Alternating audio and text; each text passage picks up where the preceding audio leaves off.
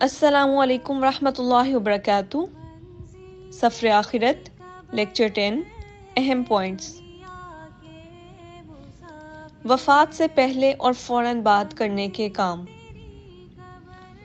ہر شخص کو یقین ہے کہ اسے مرنا ہے۔ اگر کوئی بھاگنا بھی چاہے تو موت سے بھاگ نہیں سکتا۔ ارشاد باری تعالیٰ ہے، کل نفس ذائقۃ الموت، ہر نفس کو موت کا ذائقہ چکھنا ہے۔ اگر کوئی شخص ساری زندگی بھی یہ دعا کرتا رہے کہ اے اللہ مجھے موت نہ آئے، تو پھر بھی اسے موت آئے گی۔ عقل مند وہ ہے جو موت کی تیاری کر لے۔ جس کا آخری سفر اچھا ہوگا، اس کی قبر کی زندگی بھی اچھی ہوگی۔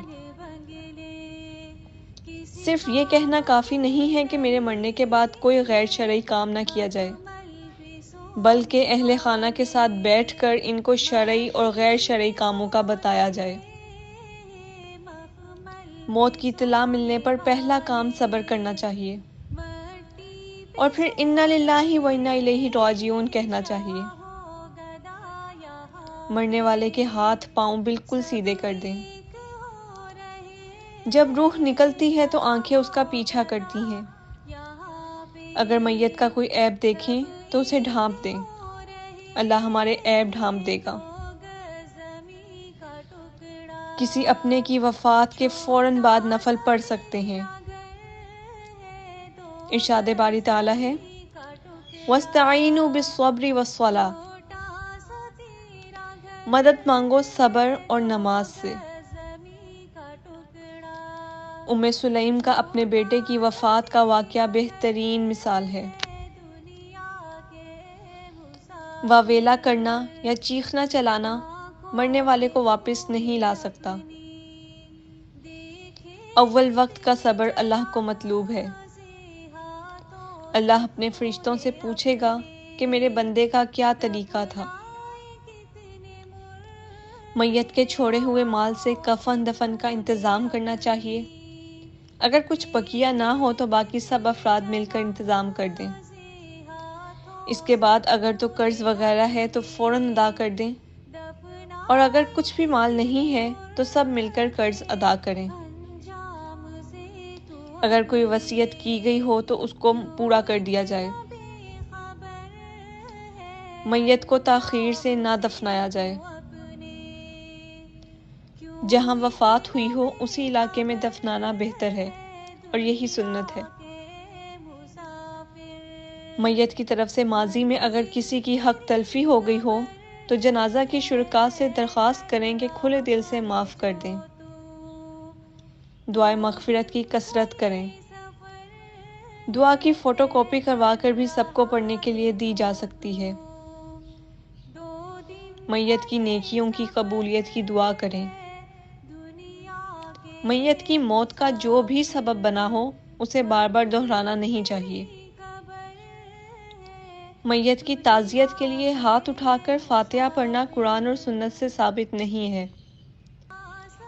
اب اس موقع پر میت کو ہدایت کی ضرورت نہیں ہے، بلکہ بخشش کی ضرورت ہے۔ سورۃ فاتحہ اور سورہ اخلاص میت پر پڑھنے کے لیے نہیں ہے، بلکہ مسنون دعائیں پڑھنی چاہیے۔